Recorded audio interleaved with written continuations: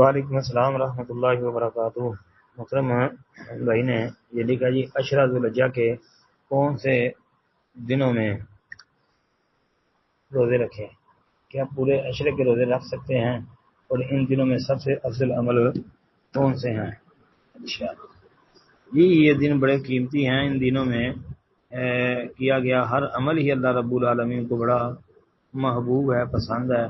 تکبیرات کہتے رہیں، اور پھر اس کے ساتھ ساتھ آپ جو ہے ذوالحجہ کے دنوں میں جو ہے وہ کوئی بھی نیکی کریں تو انشاءاللہ یہ باقی دنوں سے افضل نیکی قرار پائے گی۔ اس کے متعلق وہ مشہور و معروف حدیث بھی ہے نا، صحیح بخاری وغیرہ کے اندر، جو کہ عبداللہ بن عباس رضی اللہ تعالیٰ عنہ کی مشہور حدیث ہے۔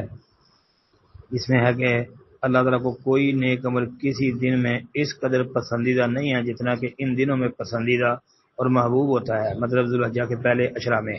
صحابہ کرام رضوان اللہ علیہ مجمعین نے عرض کی، اے اللہ کے رسول صلی اللہ علیہ وسلم، کیا جہاد فی سبیل اللہ بھی نہیں؟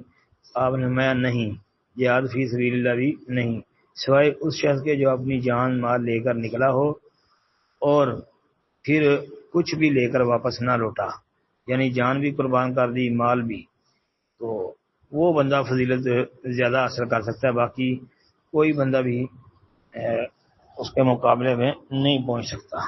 یہ اتنے افضل ترین دن ہیں۔ ان دنوں میں اللہ کا ذکر، دعائیں اور صدقہ خیرات اور دیگر نیکیاں جو ہے وہ کرنی چاہیے، کیونکہ یہ بڑے عظیم الشان دن ہے۔ بلکہ حافظ ابن حجر عسقلانی رحمۃ اللہ علیہ نے فتح الباری کے اندر یہ بات لکھی ہے۔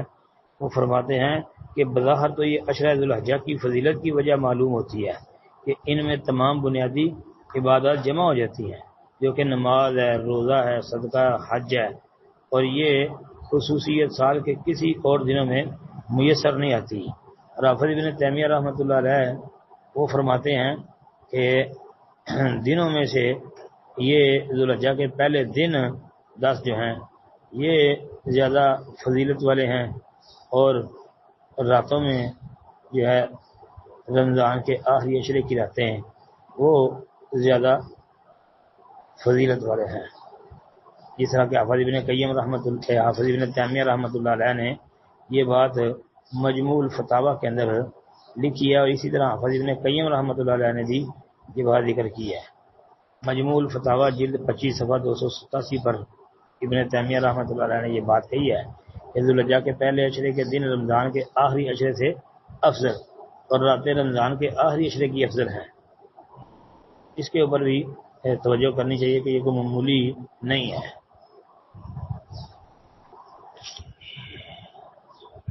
تو یہ نیکیوں کا اور عمل کرنے کا ہے۔ تو ان دنوں میں آپ جب چاند نظر آ جائے تو آپ روزے رکھنے شروع کر دیں، اور آپ سارے روزے رکھیں۔ 9 روزے آپ رکھ سکتے ہیں، ان کی بڑی فضیلت ہے۔ مطلب آپ 9 روزے رکھیں گے تو آپ کو 90 روزوں کا ثواب اور اجر حاصل ہوگا۔ من جاء بالحسنۃ فلہ عشر امثالھا، ایک روزے کا 10 روزوں کے برابر، تو اس طرح 9 روزوں کا 90 روزوں کے برابر ثواب اور اجر حاصل ہوگا۔ پھر جو 9 تاریخ کا روزہ ہے، جس کو عرفے کا روزہ بھی کہتے ہیں، وہ 9 ذوالحج کا روزہ، اس اکیلے روزے کی فضیلت وہ ہے کہ آپ علیہ الصلوۃ والسلام نے یہ فرمایا تھا کہ یکفر السنۃ الماضیۃ والباقیہ، یہ ایک روزہ جو ہے یہ 1 سال گزرے ہوئے اور 1 سال آنے والے 2 سال کے گناہوں کا کفارہ بن جاتا ہے، یعنی یہ روزہ رکھنے سے 2 سال کے گناہ معاف ہو جاتے ہیں۔ السلام علیکم ورحمۃ اللہ۔